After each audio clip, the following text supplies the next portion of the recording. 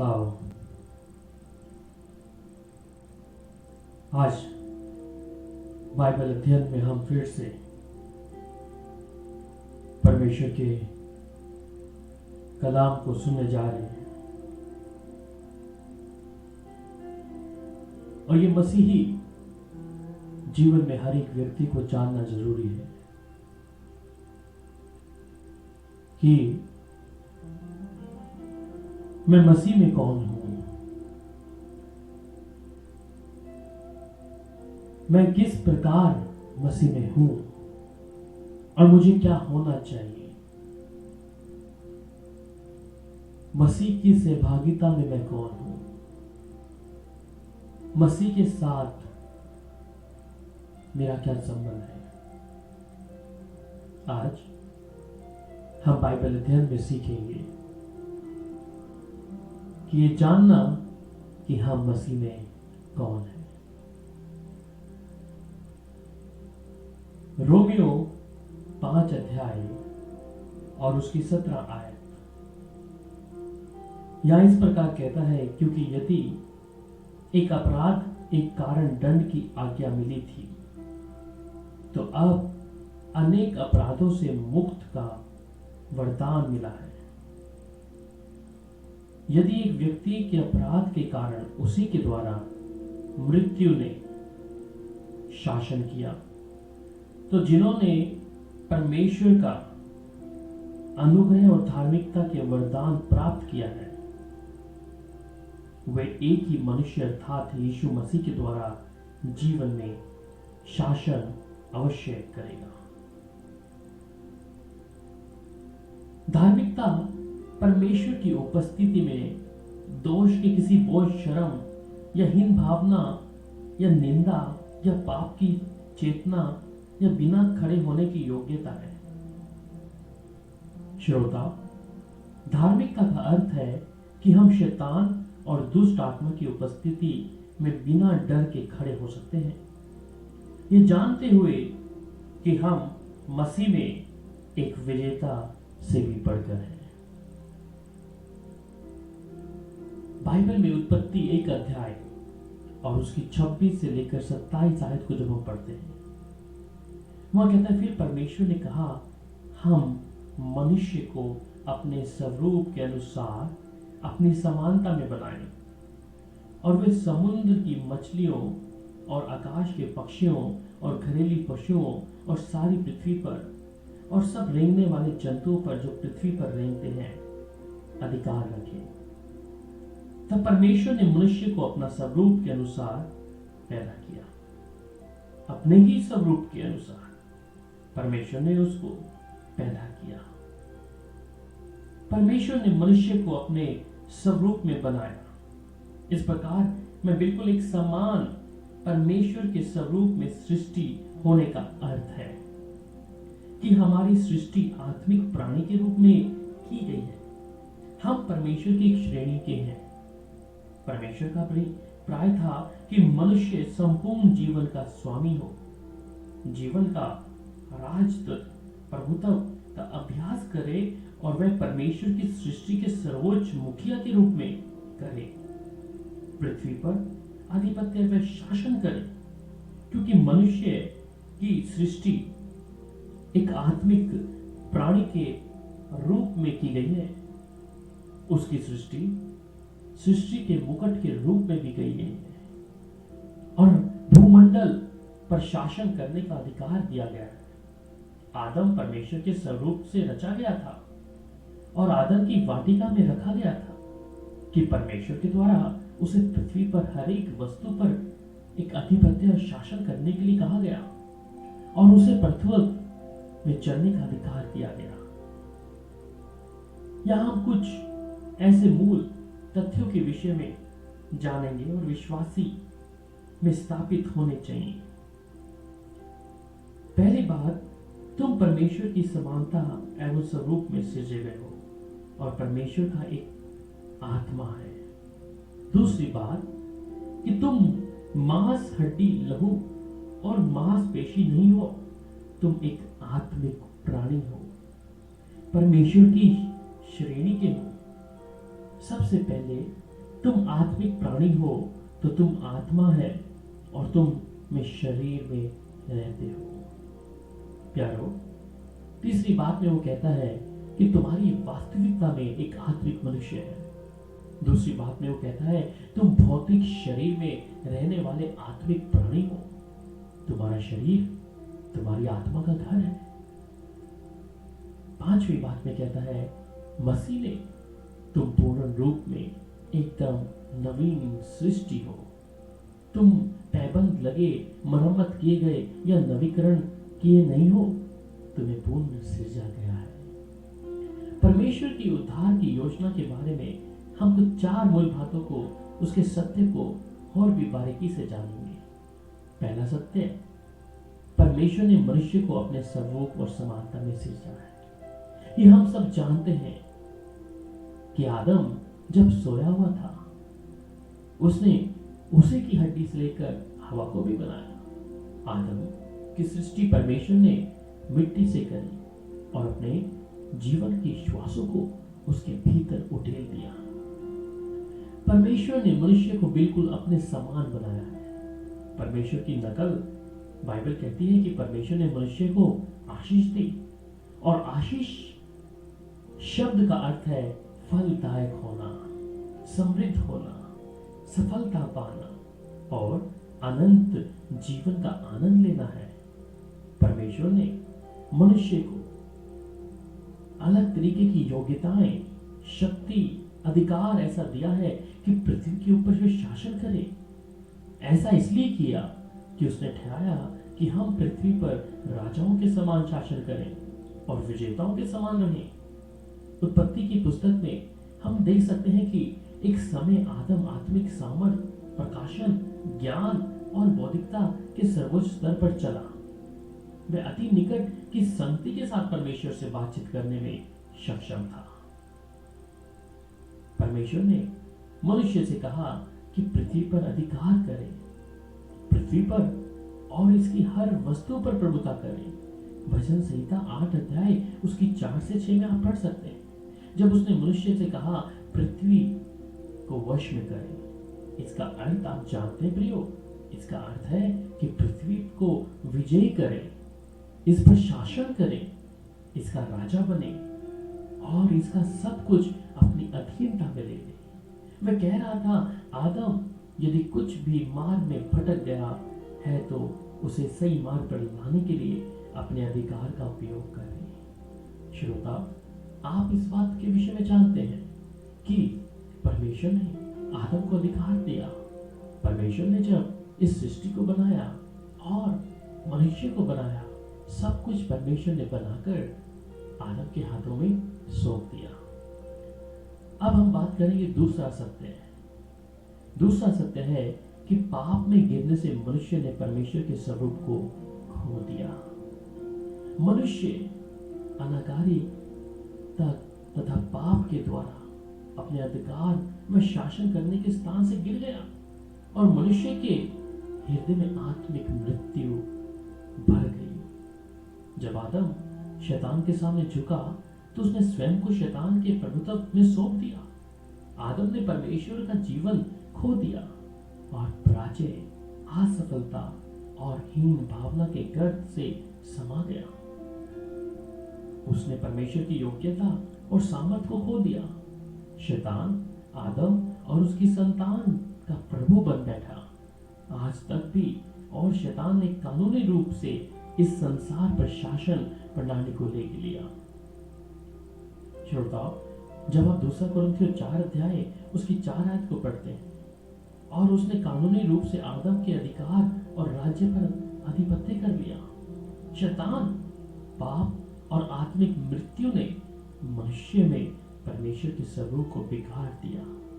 आदम की आत्मा मर गई और वह घटकर शैतान का सेवक बन गया। शैतान के कैद खाने का एक कैदी बन गया वो।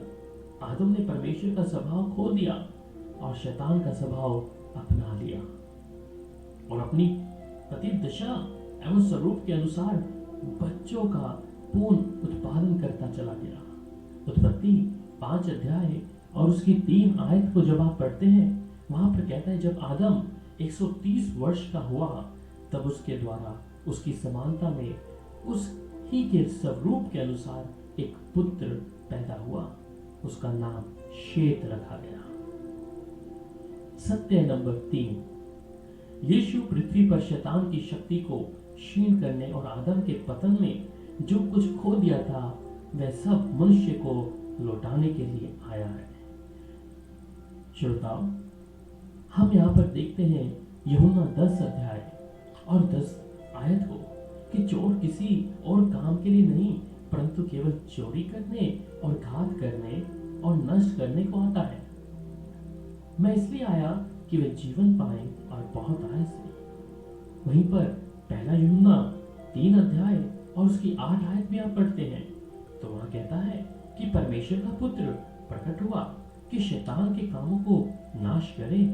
कुलुसियों 2 अध्याय और उसकी 15 आयत को जब वहां पढ़ते हैं वहां कहता है और उसने प्रधानताओं और अधिकारों को अपने ऊपर से उतार कर उनका खुल्लम खुल्ला तमाशा बनाया और क्रूस के कारण उन पर जय जयकार की ध्वनि सुनाई।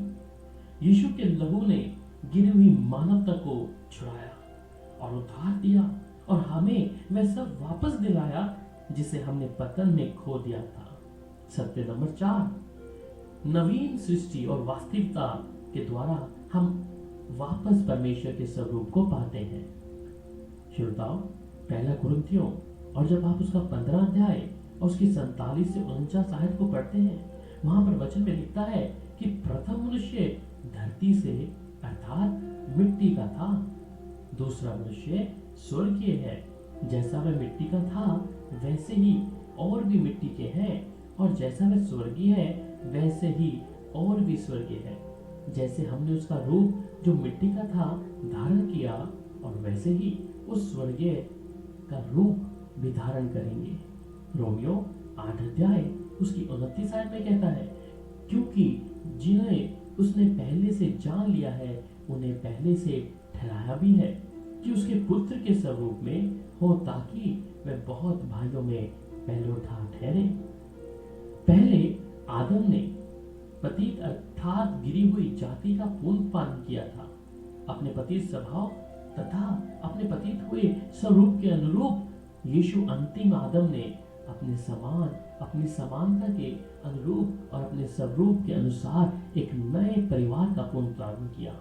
वहीं पर हम पहला कुरिन्थियों जब 15 अध्याय उसकी 49 पढ़ते हैं वहां पर कहता है और जैसे हमने उसका रूप जो मिट्टी का था धारण किया वैसे ही उस स्वर्गीय का रूप भी धारण करेंगे। पहला यूहन्ना 4 अध्याय और उसकी 17 आयत में कहता है क्योंकि जैसा वह है वैसा ही संसार में हम भी हैं। व्यक्ति जिसने नया जन्म नहीं पाया उसमें मृत आत्मा है, परमेश्वर के जीवन से रिक्त और अभी भी शैतान के राज्य में शैतान के स्वभाव के साथ हैं। इफिसियों 2 अध्याय और उसकी 1 से 3 आयत को आप जब पढ़ते हैं वहां कहता है कि शैतान उद्धार ना पाए हुओं को पर का ईश्वर है, इसी कारण सब उद्धार ना पाए हुए लोगों में दुष्ट आत्माएं सक्रिय करती हैं। जबकि उस मनुष्य में जिसने नया जन्म नहीं पाया है आदम के पतित स्वरूप के साथ भ्रष्ट स्वभाव होता है, वही नया जन्म पाए विश्वासी में परमेश्वर का दिव्य स्वभाव होता है। नई सृष्टि में हम परमेश्वर का स्वरूप को वापस पाते हैं। दूसरा कुरिन्थियों 5 अध्याय और उसकी 17 आयत में कहता है सो यदि कोई मसीह में है तो वह नई सृष्टि है और पुरानी बातें बीत गई, देखो वे सब नई हो गई हैं। श्रोताओं, इन 4 सत्यों को हमने यहाँ पर देखा है।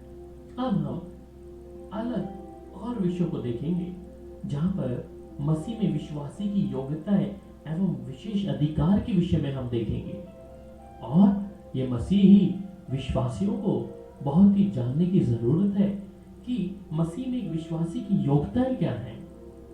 हम अब तक देखते आए हैं कि कलीसियाओं में हम सिर्फ पासबान को ही कहते हैं कि विशेषताएं सिर्फ पासबान की हैं। पासबान के विषय में हम पढ़ते हैं और जहाँ लेवी गोत्र है जो हारून से निकला गया है और ये लेवी गोत्र के जो लोग थे इनको अलग अलग सेवा दी। उनमें से याजक थे, कुछ लोग जो मिलाप वाले तंबू में उसकी साफ सफाई करते थे, जो बलि चढ़ाते थे। उन सब का अलग अलग काम था, पर उनको याजक नहीं कहा गया। परंतु परमेश्वर हमें याजक बनाना चाहते हैं। हमारा महान याजक प्रभु यीशु मसीह है। हम उस घराने के तो हैं, उस लेवी घराने के हैं, पर याजक नहीं है। इसी प्रकार हमें परमेश्वर चाहते हैं कि हम याजक बने और अपने महान याजक के साथ में उसकी सेवा टहल करें। इसलिए मसीह में विश्वासी की योग्यताएं एवं विशेष अधिकारों के विषय में हम देखेंगे। जब हम परमेश्वर के स्वरूप में रचे गए तो विश्वासियों के रूप में अपनी योग्यताओं और विशेष अधिकार के बारे में सीखते हैं। तब ये जानना बहुत ही जरूरी है। इसमें 5 बातों को मैं आपसे कुछ कहूंगा। पहली बात कि परमेश्वर हमें कैसे देखता है।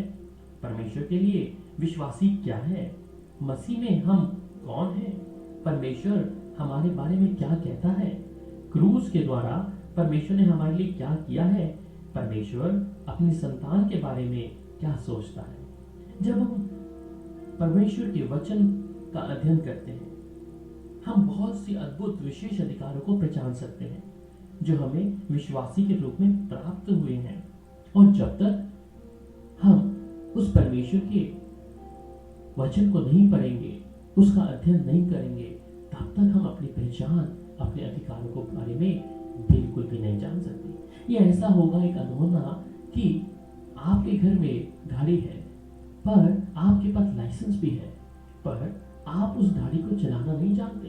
परंतु वो लाइसेंस, वो गाड़ी बेकार ही है, क्योंकि जब तक आप उसे चलाना नहीं जानते, आप बिल्कुल ही उसको इस्तेमाल में नहीं ला सकते। उसी प्रकार आपके पास, आपके घर में, आपके हाथों में बाइबल है, परंतु आप उसका अध्ययन नहीं करते, आप उस परमेश्वर के वचन को नहीं पढ़ते।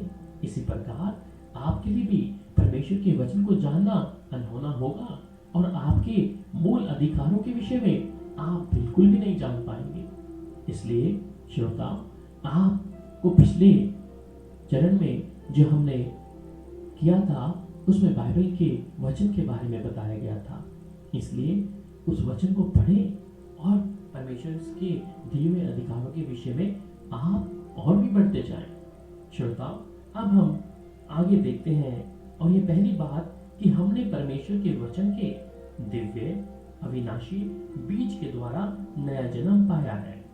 और ये पहला पत्रस 1 अध्याय और उसकी 23 आयत में लिखता है, क्योंकि तुमने नाशवान नहीं पर अविनाशी बीज से परमेश्वर के जीवते और सदा ठहरने वाले वचन के द्वारा नया जन्म को पाया है।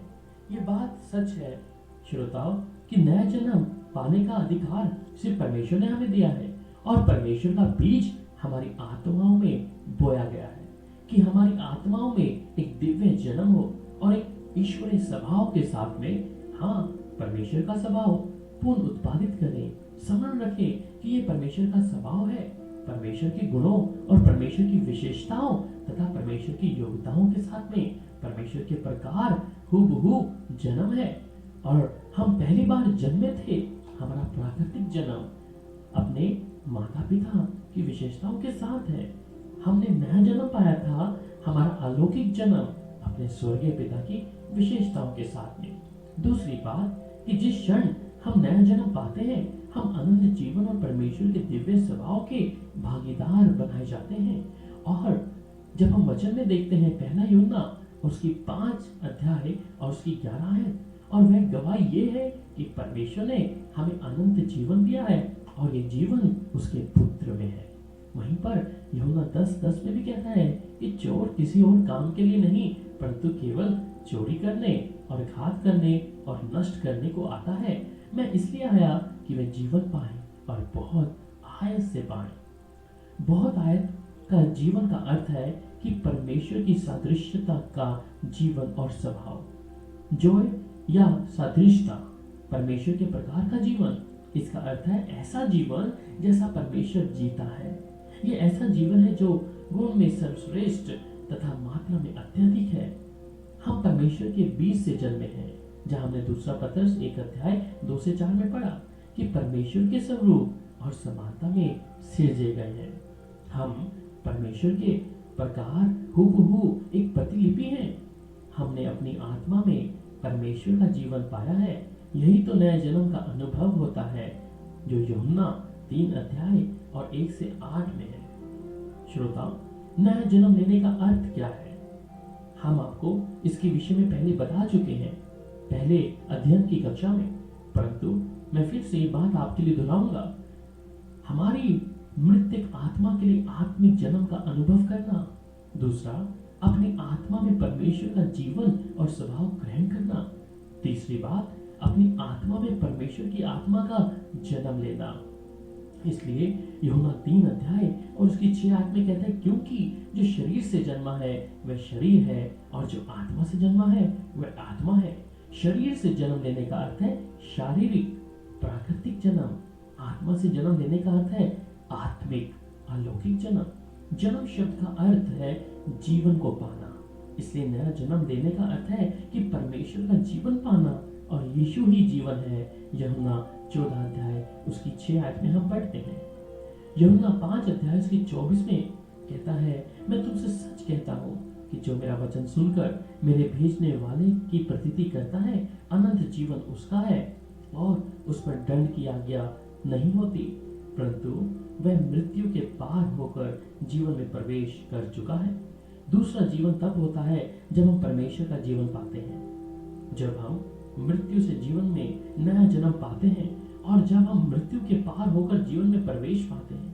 इसलिए श्रोताओ, यूहन्ना 1 अध्याय में उसकी 12 से 13 में कहता है, परंतु जितनों ने उसे ग्रहण किया उसने उन्हें परमेश्वर की संतान होने का अधिकार दिया है, अर्थात उन्हें उसके नाम पर विश्वास रखते हैं। वे ना तो लहू से, ना शरीर की इच्छा से, ना मनुष्य की इच्छा से, परंतु परमेश्वर से पैदा हुए हैं। पवित्र आत्मा और परमेश्वर के वचन के दोहरे कार्य हैं के द्वारा हमारी आत्मा में उद्धार, नया जन्म स्थान लेता है, जो कि हमारी आत्मा को परमेश्वर के स्वरूप में रचता है। इसलिए श्रोताओ, दूसरी कुरिन्थियों 5:17 में कहता है, सो यदि कोई मसीह में है तो वह एक नई सृष्टि है, पुरानी बातें बीत गई, देखो वे सब नई हो गई हैं। श्रोताओ, अब हम देखेंगे ये नई सृष्टि है, और नई सृष्टि में अगर हम हैं तो क्या है? मृत्यु के पार होकर जीवन में प्रवेश करना, मृत्यु से बाहर जीवन में जन्म लेना, शैतान के राज्य से परमेश्वर के राज्य में प्रवेश करना, परमेश्वर के अनंत जीवन को पाना। जब हम नया जन्म पाते हैं तब हमारी आत्माएं हैं, मरम्मत की हुई नहीं, एकदम नई प्रेरित हुई नहीं, पूर्ण रचित नहीं, पूर्ण सुधारी गई नहीं, पूर्ण चमकाई गई नहीं। हमारी आत्माएं पूर्ण सृजी गई हैं और मसीह के स्वरूप में एकदम नई बनाई गई हैं।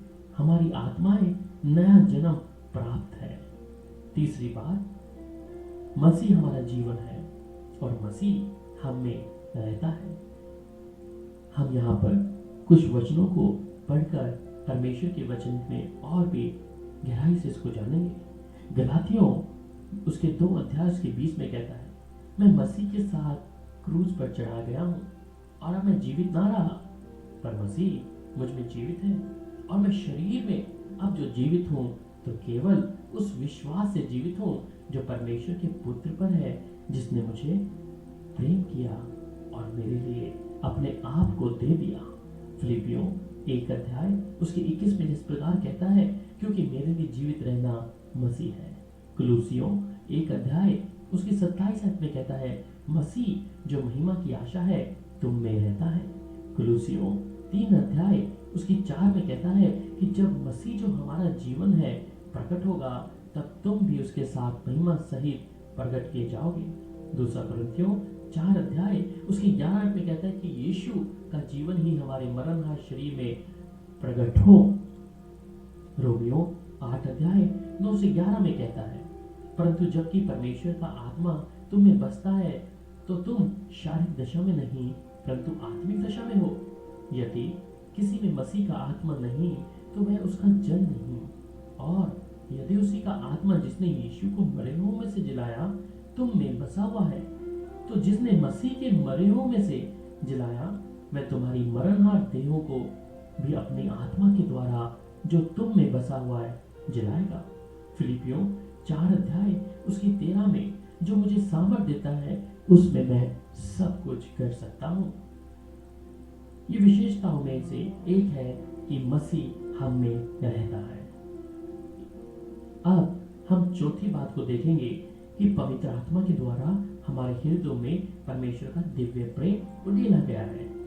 रोमियो 5 अध्याय और उसकी जब 5 आयत हम पढ़ते हैं तो वहां पर कहता है, और आशा से लज्जा नहीं होती, क्योंकि पवित्र आत्मा जो हमें दिया गया है उसके द्वारा परमेश्वर का प्रेम हमारे मन में डाला गया है। श्रोताओ, नवीन सृष्टि मतलब नई सृष्टि जो एक सक्रिय रूप में प्रेम में प्राथमिक और भिन्नता है, और ये प्राथमिक भिन्नता है जो कलीसिया को संसार से अलग करती है। यही है परमेश्वर का प्रेम कि शैतान ने ना तो परमेश्वर के प्रेम की नकल कर सकता है और ना ही इसे जालसाजी में ला सकता है। क्यों? क्योंकि यही अलग अनुभव को हम यहाँ पर देखते हैं। परमेश्वर का प्रेम तो अगापे प्रेम कहलाता है, और इसे नए प्रकार के प्रेम में चलना ही नई सृष्टि का नियम या व्यवस्था है।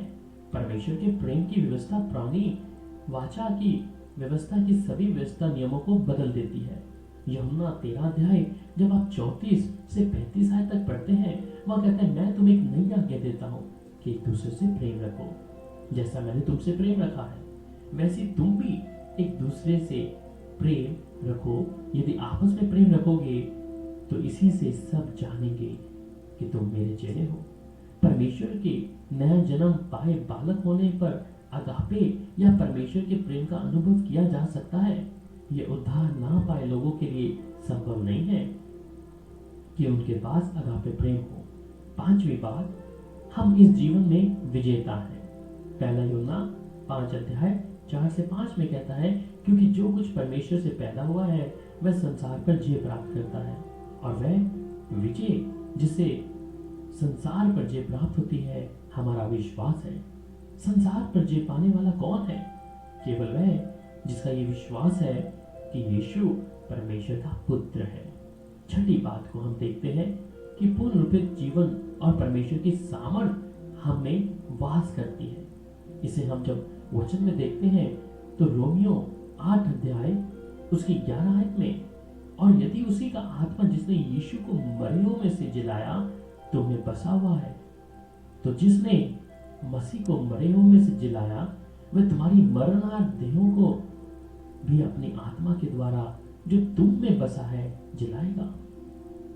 श्रोताओं, 7वीं बात को हम यहाँ पर देखेंगे कि हम मसीह के साथ संयोग या सह उत्तराधिकारी हैं, उसके साथ बराबर के हिस्सेदार हैं और पुत्र तत्व के पूर्ण विशेष अधिकारों के साथ में हैं। क्योंकि बाइबल की कुछ हवालों को हम देखेंगे जिसका प्रमाण देते हैं। पहला कुरिन्थियों 1 अध्याय उसकी 9 आयत में कि परमेश्वर सच्चा है जिसने तुमको अपने पुत्र हमारे प्रभु यीशु मसीह की संगति में बुलाया है। रोमियो 8 अध्याय और उसकी 17 आयत को जब आप पढ़ते हैं वहां कहता है, और यदि संतान है तो वारिस भी है, वरन परमेश्वर की और मसीह के संगी वारिस, जबकि हम उसके साथ दुख उठाएं कि उसके साथ महिमा भी पाएंगे। हम बराबर की संगति में बराबर के उत्तराधिकारी में और पुत्र तत्व के में प्रभु यीशु मसीह के साथ बुलाए गए हैं। 8वीं बात में जिस प्रकार वो कहता है कि हमारे पास जीवन के राजाओं के समान राज्य करने की योग्यता है।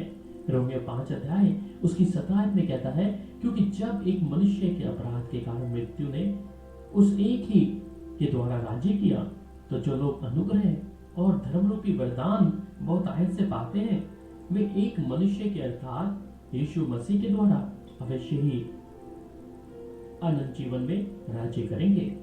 मृत्यु राज्य करती है और ये उद्धार ना पाए हुए लोगों के जीवन पर राज्य कर रही है। वे शैतान के दास हैं, उसके नियंत्रण में है।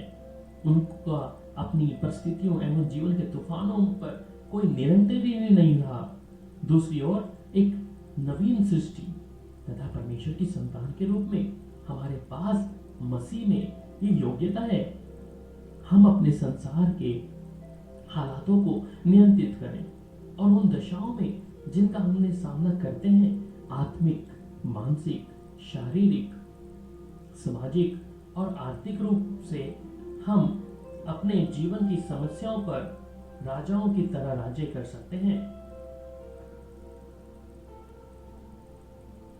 और राजा अपने शब्दों में राज्य करते हैं। शब्दोपदेशक 8 अध्याय और उसकी जब 4 आयत को आप पढ़ते हैं, विश्वास में परमेश्वर का वचन बोलकर तथा प्राकृतिक स्थितियों पर अलौकिक सामर्थ छोड़कर हम अपने राजा के पद का प्रयोग कर सकते हैं। हम अंधकार की शक्तियों की दास्ता में थे, हम शैतान के शासन और राज्य के बंधन में थे, हम शैतान और दुष्ट आत्माओं के वश में थे, परंतु अब हम छुड़ाए गए हैं और मसीह में स्वतंत्र किए गए हैं। हमें छुड़ाया गया है दास्ता से परमेश्वर के सिंहासन की ओर, शैतानी दास्ता से परमेश्वर के राज्य में, दुष्ट आत्मा के नियंत्रण से परमेश्वर के राज्य में। श्रोताओं, कुलुसियों 1 अध्याय उसकी 13 आयत को जब पढ़ते हैं, वहां पर वचन कहता है, उसी ने हमें अंधकार के वश से छुड़ाकर अपने प्रिय पुत्र के राज्य में प्रवेश कराया है। इफिसियों 2 उसकी 6 आयत में जब पढ़ते हैं, और मसीह में उसके साथ उठाया और स्वर्गीय स्थानों में उसके साथ बिठाया है। उद्धार ना पाए हुए अब भी बंधुआई में है, अब भी दास्ता में है, अब भी कैदी है, अब भी शैतान के वश में है, और मसीह यीशु में विजय, स्वतंत्रता और अधिकार हमारे हैं। मसीह में हम परमेश्वर की धार्मिकता में बनाए गए हैं। रोमियो 5 अध्याय उसकी 1 आयत में श्रोताओं वहां पे कहता है कि सो जब हम विश्वास में धर्मी ठहरे तो अपने प्रभु यीशु मसीह के द्वारा भी परमेश्वर से मेल रखेंगे। रोमियो 5 उसकी 9 आयत में, सो जब हम उसके लहू के द्वारा धर्मी ठहरे तो उसके द्वारा क्रोध से क्यों ना बचेंगे। दूसरा कुरिन्थियों 5 अध्याय और उसकी 21 आयत में, जो पाप से अज्ञात था उसी को उसने हमारे लिए पाप ठहराया कि हम उसमें होकर परमेश्वर की धार्मिकता बन जाएं। 10वीं बात में हमें सभी आत्मिक आशीषों से आशीषित किया गया है। इफिसियों 1 अध्याय उसकी 3 में बताता है कि हमारे प्रभु यीशु मसीह के परमेश्वर और पिता का धन्यवाद हो कि उसने हमें मसीह में स्वर्गीय स्थानों में सब प्रकार की आशीष दी है। रोमियो 8 अध्याय उसकी 32 में कहता है, जिसने अपने निज पुत्र को भी ना रख छोड़ा परंतु उसे हम सब के लिए दे दिया, वह उसके साथ हमें और सब कुछ क्यों कर ना देगा। 11वीं बात में हम देखते हैं कि मसीह में हमें दिव्य योग्यता है कि जीवन के प्रत्येक क्षेत्र में हम सफल एवं समृद्ध होंगे। फिलिपियों 4 अध्याय और उसके 13 आयत को जब आप पढ़ते हैं, वहां पर कहता है, जो मुझे सामर्थ देता है उसमें मैं सब कुछ कर सकता हूँ। दूसरा कुरिन्थियों 8 अध्याय और उसकी 9 आयत में कहता है, तुम हमारे प्रभु यीशु मसीह का अनुग्रह जानते हो कि वह धनी होकर भी तुम्हारे लिए कंगाल बन गया ताकि उसके कंगाल होने से तुम धनी हो जाओ। बाइबल हमें बताती है कि परमेश्वर के वचन पर विश्वास करने एवं उस पर चलने से गतिशील परिणाम उत्पन्न होंगे जो हमें समृद्ध बनाएंगे और हमें अच्छी सफलता देंगे। यहोशू 1 अध्याय और इसकी 8 आयत को आप पढ़ सकते हैं। जब हम परमेश्वर का वचन हम में इन बातों को पैदा नहीं करता तो सामान्यतः इसका कारण भी है। पहली बात, अज्ञानता। परमेश्वर के वचन, परमेश्वर की इच्छा है और परमेश्वर के मार्ग के ज्ञान की कमी हमें गरीबी में रखेगी सभी क्षेत्रों में। दूसरी बात, अविश्वास की आत्मा हमें परमेश्वर के वचन के प्रति मानसिकता रूप में असहमत करने का कारण बनती है, परंतु कभी प्रतिज्ञा के देश में प्रवेश नहीं करती और ना कभी हमारे उत्तराधिकार पर अधिकार कर पाती है। तीसरी बात, अनाज्ञाकारिता। परमेश्वर की व्यवस्था व परमेश्वर की समृद्ध के सिद्धांतों को मानने और उनका अभ्यास करने में असफल होना हमारे वित्त संबंधी अनुचित प्रबंध पर शाप बनाए रखेंगी अगर ये तमाम चीजें हमारे जीवन में इस प्रकार रही। 12वीं बात को हम देखते हैं, नई सृष्टि के रूप में हमारे शरीर पवित्र आत्मा के मंदिर है और महानतम व्यक्ति हमें रहता है। पहला कुरिन्थियों 6 अध्याय उसकी 20 आयत में आप पढ़ सकते हैं, क्या तुम नहीं जानते कि तुम्हारी देह पवित्र आत्मा का मंदिर है जो तुम में बसा हुआ है और तुम्हें परमेश्वर की ओर से मिला है और तुम अपने नहीं हो क्योंकि दाम लेकर मोल लिए गए हो, इसलिए अपनी देह के द्वारा परमेश्वर की महिमा करो। वहीं पर पहला यूहन्ना 4:4 को भी आप पढ़ सकते हैं कि हे बालकों, तुम परमेश्वर के हो और तुमने उन पर जय पाई है, क्योंकि जो तुम में है वह संसार में है उससे बड़ा है। दूसरा कुरिन्थियों 6 उसकी 16 को भी आप पढ़ सकते हैं। वहां पर कलाम इस प्रकार कहता है, और मूर्तों के साथ परमेश्वर के मंदिर में क्या संबंध? क्या हम तो जीवते परमेश्वर के मंदिर हैं? जैसा परमेश्वर ने कहा कि मैं उनमें बसूंगा और उनमें चला फिरा करूंगा और मैं उनका परमेश्वर होऊंगा और वे मेरे लोग होंगे। यीशु के विजय तथा हमें मसीह के में रहने का कारण है कि हम दुष्ट आत्माओं पर विजयी हो चुके हैं। शैतान के समस्त कार्यों एवं उसके पैरों को नीचे कर दिया है। पहला यूहन्ना 5 उसकी 4 में कहता है, क्योंकि जो कुछ परमेश्वर से पैदा हुआ है वह संसार पर जय प्राप्त करता है, और वह विजय जिससे संसार पर प्राप्त होती है हमारा विश्वास है। 13वीं बात में हम देखेंगे कि मसीह में हमें प्रत्येक श्राप से छुड़ाए गए हैं और परमेश्वर की सब आशीषों का आनंद लेने के योग्य बनाए गए हैं। गलातियों 3 इसके 13 से 14 तक हम पढ़ेंगे। मसीह ने जो हमारे लिए श्रापित बना और हमें मोल लेकर व्यवस्था के श्राप से छुड़ाया, क्योंकि लिखा है कि जो कोई काट पर लटकाया जाता है वह श्रापित है। वह इसलिए हुआ कि इब्राहिम की आशीष मसीह यीशु में अन्य जाति तक पहुंचे और हम विश्वास के द्वारा उस पर आत्मा को प्राप्त करें जिसकी प्रतिज्ञा हुई है। परमेश्वर हमारे लिए पहचानता है कि हमारा दुश्मन कौन है और वो क्या करता है। परमेश्वर ये भी पहचानता है कि हमारा छुड़ाने वाला कौन है। यीशु मसीह ने अपने लहू से प्रत्येक श्राप से मुक्ति दिलाई है और उसने हमें छुड़ाया कि बहुत आयत का जीवन वास्तविक में हम लोग लें। और बहुत आयत के जीवन का अर्थ क्या है? इसका अर्थ है परमेश्वर ही का विश्वास पाना। हम परमेश्वर में जीवित हैं। इसका अर्थ है कि अनंत जीवन पाना। परमेश्वर का स्वभाव, परमेश्वर के जैसा जीवन हमारा होना चाहिए। तीसरी बात में वो कहता है, इसका अर्थ है कि नया जन्म पाना। कि परमेश्वर का उद्धार बहुत आयत के लिए हमारा जन्म सिद्ध अधिकार है। बहुत आयत का जीवन परमेश्वर के गुण का जीवन है, जीवन जो गुणवत्ता में उत्तम है और मात्रा में अति विपुलता का है। हम मसीह में बहुमूल्य लहू के द्वारा छुड़ाए गए हैं, स्वतंत्र किए गए हैं और बचाए गए हैं। बचाए जाने का अर्थ है हम छुड़ाए गए हैं, पुण्य स्थापित किए गए हैं, पूर्ण रूप से बनाए गए हैं, चंगे हुए हैं, आशीष प्राप्त हुई है, हम स्वीकार किए गए हैं, हम ऊपर उठाए गए हैं, मुक्त हुए हैं, विजयी हुए हैं, समृद्ध हुए हैं, सफल हुए और परमेश्वर जैसे जीवन में पुनः पैदा हुए हैं। पृथ्वी पर ये जीवन में सफलता पूर्वक रहने के लिए हमें जिस किसी भी वस्तु की आवश्यकता है वह पहले से ही मसीह में हमारी है। 14वीं बात को हम देखेंगे कि मसीह में मैं परमेश्वर की कारीगरी हूँ और उसने पहले ही से ही योजना बनाई है कि हमारा जीवन यीशु के स्वरूप के अनुरूप में है। इफिसियों 2 उसकी 10 में, क्योंकि हम उसके बनाए हुए हैं मसीह यीशु में उन भले कामों के लिए सृजे हैं जिन्हें परमेश्वर ने पहले से ही हमारे करने के लिए तैयार किया है। रोमियो 8 उसकी 29 भी, क्योंकि जिन्हें उसने पहले से जान लिया है उन्हें पहले ठहराया भी है कि उसके पुत्र के स्वरूप में हो, ताकि वह बहुत भाइयों में पहलोटा ठहरे। फिलिपियों 2 उसकी 13 में कहता है, क्योंकि जिन्हें उसने पहले से जान लिया है उन्हें पहले से ठहराकर भी कि उसके पुत्र के स्वरूप में हो, ताकि बहुत भाइयों में पहलोटा ठहरे। फिलिपियों 2 उसकी 13 में भी कहता है, क्योंकि परमेश्वर ही है जिसने अपनी सुइच्छा निमित्त तुम्हारे मन में इच्छा और काम दोनों बातों के करने का प्रभाव डाला है। श्रोता, हम यहाँ पर देखेंगे 15वीं बात में कि हम परमेश्वर के पुत्र और परमेश्वर के परिवार के सदस्यों के रूप में हमें अधिकारों और विशेष अधिकारों के साथ मसीह यीशु में पूर्ण सृजे गए हैं। और यूहन्ना 1 उसकी 12 को जब आप पढ़ते हैं, परंतु जितनों ने उसे ग्रहण किया उसने उन्हें परमेश्वर की संतान होने का अधिकार दिया, अर्थात उन्हें जो उसके नाम पर विश्वास रखते हैं।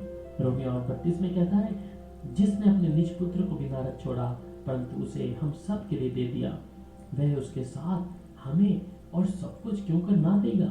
16वीं बात में हम देखते हैं कि हमने परमेश्वर के प्रकार का विश्वास पाया है। जहां पर रोमियो 12:3 में और इफिसियों 2 अध्याय उसके 8-9 में पढ़ सकते हैं कि हमने परमेश्वर के विश्वास की नाप को पाया है, जो कि उद्धार के समय हमारी आत्माओं में रोपित किया गया था। यदि हमें विश्वास नहीं तो हमने उद्धार नहीं पाया। श्रोताओं, 17वीं बात में हम देखते हैं कि मसीह में हमें परमेश्वर का ज्ञान है। पहला कुरिन्थियों 1 अध्याय के 30 में कहता है, परंतु उसी की ओर से तुम मसीह यीशु में हो, जो परमेश्वर की ओर से हमारे लिए ज्ञान ठहरा, अर्थात धार्मिकता, पवित्रता और छुटकारा। वहीं पर पहला कुरिन्थियों 2 अध्याय की 16 आयत को जब पढ़ते हैं, क्योंकि प्रभु का मन किसने जाना कि उसने सिखलाए, परमेश्वर हमें मसीह का मन है। परमेश्वर की संतान के रूप में हम इस संसार की बुद्धि के लिए सीमित नहीं है। ये हमें इंद्रियों या ज्ञान की क्रियाशील करने की मनाही नहीं है। इसके विपरीत हमें परमेश्वर की अलौकिक ज्ञान में चलने की क्षमता है। हम प्रतिदिन मसीह के मन को जीवन की समस्याओं तथा कठिन स्थितियों का हाल पाने के लिए उपयोग में ला सकते हैं। श्रोताओं, 18वीं बात में कि मसीह में हम नई सृष्टि के रूप में हम पवित्र किए गए हैं। इब्रानियों 13 अध्याय और उसकी 12 आयत को जब पढ़ते हैं, इसी कारण यीशु ने भी लोगों को अपने ही लहू के द्वारा पवित्र करने के लिए फाटक के बाहर दुख उठाया। पवित्रीकरण का अर्थ है कुछ ऐसा जिसे किसी चुनिंदा प्रयोग में परमेश्वर की सेवा के लिए अलग रखते हैं। उदाहरण के लिए मंदिर के पात्र के विषय में, जो एक नई वाचा में हमारा पवित्रीकरण यीशु के लहू के द्वारा हुआ है। हम ऐसे पात्र हैं जिन्हें स्वामी के उपयोग के लिए अलग किया गया है। श्रोताओं, सच में हमें ऐसा एक पात्र परमेश्वर ने बनाया है जो उसके लिए हमें अलग रखा गया है। हमें उसके लिए अलग किया गया है कि हम उसके पात्र के समान अलग रहें। अब हम सीखेंगे कि जीवन में राज्य करना। आदम के पतन से पहले मनुष्य ने जीवन में राजा की तरह राज्य किया। राज्य करने का अर्थ है राजा की तरह शासन और राज्य करना, अधिपत्य होना, उस पर अधिकार होना और सामर्थ प्राप्त करना, राजसी साम्राज्य में अधिकार का प्रयोग करना। वचन संहिता 8 अध्याय उसकी 5 से 7 को आप पढ़ सकते हैं। उत्पत्ति 1 अध्याय 26 से 28 को पढ़ सकते हैं। वास्तव में आदम पतन से पूर्व की सृष्टि जीवन में राज्य करने के लिए हुई थी। उसे अधिकार तथा अधिपत्य दिया गया था। परमेश्वर की सामर्थ और आदेश की पृथ्वी में शासन और राज्य करे। अपनी स्वतंत्रता इच्छा से आदम ने परमेश्वर की कई बातों को न मानने का निर्णय लिया और शत्रु की परीक्षा के प्रति स्वयं को सौंप दिया। मनुष्य अपने स्वैच्छिक चुनाव में वर्जित फल का भागीदार बना था, जिसका परिणाम पाप, अपराध और अधर्म में पूरा हुआ। मनुष्य दोषी पाया गया, उस पर न्याय का दंड सुनाया गया और दंड या मृत्यु जीवन के विपरीत जीवन की अनुपस्थिति स्मरण रखें। जीवन परमेश्वर का स्वभाव है, परमेश्वर ही जीवन है। स्वभाव और स्वयं परमेश्वर की योग्यता का एक स्रोत है। मनुष्य ने पाप किया और वह घटनाओं में जंजीर की गति अनंत प्रभाव के साथ जुड़ गया। मानव परिवार में पाप प्रवेश कर गया। परमेश्वर ने मनुष्य में से अपना दिव्य जीवन उपस्थित को निकाल लिया और वस्तुत रूप में आदम का नया जन्म था, जीवन से मृत्यु में, और मनुष्य की आत्मा में आत्मिक मृत्यु समा गई। मनुष्य ने अपनी परमेश्वर की योग्यता और पृथ्वी पर अधिपति को खो दिया। मनुष्य अपने अधिपति से वंचित हो गया और मनुष्य शैतान के ऊपर अधिकार करने के अपने अधिकार से वंचित हो गया और हीनता में डूब गया और पराजय जैसे विषम उसके नए स्वामी शैतान के क्षेत्र अधिकार में आ गए। शैतान ने मनुष्य को अपने राज्य में ले लिया और उस पर कब्जा कर लिया। शैतान ने पृथ्वी पर अधिकार करके अपने वश में कर लिया। लूका 4 अध्याय उसकी 5 से 6 आयत आप पढ़ सकते हैं। मनुष्य की आत्मा में मृत्यु और मनुष्य शैतानी स्वभाव के साथ में राज्य करना लगा। वो शैतान की संतान बन गया। मृत्यु जीवन की अनुपस्थित परमेश्वर की मानव जाति पर राज्य किया और मृत्यु क्रियाशील होने लगी, उसने मानवता के अधिकार को पाया। मनुष्य शैतान की आत्मिक स्वभाव के साथ पाप की अधीनता में हो गया और स्वयं को अपनी आध्यात्मिक प्राकृतिक से स्वतंत्र नहीं कर सका। मनुष्य को उद्धार की जरूरत थी, उसे मुक्तिदाता की जरूरत थी। जब यीशु मसीह पृथ्वी पर चढ़ाए आया और मनुष्य एवज में क्रूस पर चढ़ाया गया, वह जो पाप और मृत्यु के अनजान था, उसने इच्छापूर्वक स्वयं को अपने पापों का दंड पाने के लिए समर्पित कर दिया। यीशु हमें पाप और पाप के प्रभाव से और शैतान के दास्तव से मुक्त करने आया। मत्ती 1 अध्याय उसके 21 आयत में आप पढ़ते हैं, कलवरी पर यीशु ने अपने आप को हमारे लिए दे दिया कि हमें नई रचना बनाने के लिए और हमें अनंत जीवन देने के लिए अनंत उद्धार से की ओर खरीदा। इब्रानियों 9 अध्याय उसकी 11 और 14 आयत को आप पढ़ सकते हैं। यीशु के कारण ही हम एक बार फिर जीवन में राज्य कर सके। यीशु मसीह ने जो कुछ कलवरी पर कर दिया, वह उसे अपने शरीर अर्थात कलीसिया में वापस जाता है। श्रोताओ, नई सृष्टि में परमेश्वर का अभिप्राय क्या है? जिस क्षण हम यीशु मसीह का अपना प्रभु करके ग्रहण किया, वह अंतिम मनुष्य जो शरीर के भीतर रहने वाला आत्मिक प्राणी है, परमेश्वर से जन्मा था और परमेश्वर का स्वभाव पाया हुआ है। यूहन्ना 1 अध्याय और उसकी 12 से 13 में हम पढ़ सकते हैं। हम में धार्मिकता लाना, सिर्फ हमारे पाप क्षमा करना, बुरे लोगों से अच्छा बनाना। नई सृष्टि में परमेश्वर का प्रयोजन क्या है? मनुष्य के पतन से हुए सभी प्रभावों को कानूनी रूप से ठीक करना, मनुष्य को परमेश्वर के स्वरूप वापस करना, हमें स्वभाव में बदलाव देना, हमारी आत्माओं में पूर्ण अनंत जीवन डालना, हमारी आत्माओं में दिव्य जीवन का वापस लाना है। नई सृष्टि का अभिप्राय था कि मनुष्य में से आत्मिक मृत्यु की जड़ को उखाड़ फेंकना और मनुष्य में अनंत जीवन डालना। यीशु हमें आत्मिक मृत्यु के शिकंजे से निकालना और हमें प्रभु के समान विपुल जीवन स्रोत जोड़ने आया है। नया जन्म के द्वारा हम मसीह में नई सृष्टि है, परमेश्वर के स्वरूप में सिरजे गए हैं। श्रोताओ, हम इस प्रकार यहाँ पर देखते हैं कि मसीह में हम लोग कौन हैं और हमें इन 3 प्रकाशों को जानना चाहिए, जिसके विषय में हम बात करेंगे कि हमें अवश्य ही स्वर्गीय पिता को जानना चाहिए, यह भी कि वह हमारे लिए इसलिए कुछ भी हमारे विरुद्ध खड़ा नहीं हो सकता। दूसरी बात, हमें अवश्य जानना चाहिए कि शैतान हमारा शत्रु है और ये भी कि वह अनंत रूप से हार चुका है। तीसरी बात, हमें अवश्य ये भी जानना चाहिए कि मसीह में हम कौन हैं, अपनी नई रचना और उत्तराधिकारी की वास्तविकता को में हमने चलना है। अब प्यारे श्रोताओं, हम एक चरण और पढ़ेंगे और इसमें हम सीखेंगे कि हमारे लिए परमेश्वर का मत और ये सत्य तथ्य है जो परमेश्वर के वचन में पाए जाते हैं। बाइबल एक कानून, एक दस्तावेज है जिसमें यीशु के बहाए गए लहू की छाप और मोहर लगाई गई है। हमको इन सत्यों को बोलना चाहिए और इन विश्वास करना चाहिए ताकि इनकी अपने जीवनों में वास्तविकता को बनाए रखें। पहली बात कि डर के नियंत्रण में रहना बंद करना चाहिए, तिरस्कार के साथ यहाँ वहां घूमना बंद करना चाहिए। और तीसरी बात कि हीनता की भावना से स्वयं को प्रस्तुत करना बंद करना चाहिए। चौथी बात, आज सुरक्षा से यहाँ वहां घूमना बंद करना चाहिए। पांचवी बात, हमारे बारे में परमेश्वर क्या कहता है उस पर विश्वास करना चाहिए।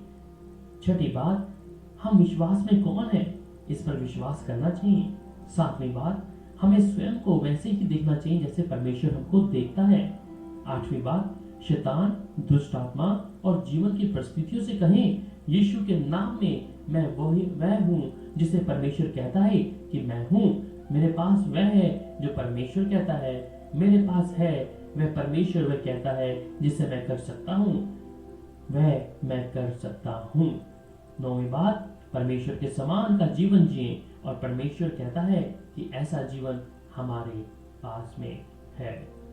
इसलिए प्यारो, नई जन्म विश्वासी के रूप में हम पहली बात, मसीह में धर्मी बनाए गए हैं, यीशु के लहू से बचाए गए हैं, शैतान के राज्य से बाहर निकाले गए हैं, निंदा से मुक्त किए गए हैं, यीशु के लहू से शुद्ध किए गए हैं, स्वर्गीय स्थानों में मसीह के साथ बिठा दिए गए हैं, मसीह में सभी आत्मिक आशीषों से समृद्ध किए गए हैं, परमेश्वर के परिवार में हम स्वीकार किए गए हैं, मसीह के द्वारा परमेश्वर के पूर्ण मिलन हमारा कराया गया है, पाप के दास बंजर से मुक्त दिलाई गई है, व्यवस्था के श्राप से मुक्त किया गया है, परमेश्वर के स्वरूप के अनुरूप होने के लिए पूर्व निर्धारित हमें किया गया है, पवित्र बुलाहट के द्वारा बुलाए गए हैं, राजा और याजक बनाए गए हैं, इब्राहिम की आशीष और उत्तराधिकारी में हमारे पास में है, हमें अनंत जीवन परमेश्वर का स्वभाव है, मृत्यु में से होकर जीवन में प्रवेश पाया है, हमारे पास हमें परमेश्वर का अभिषेक है,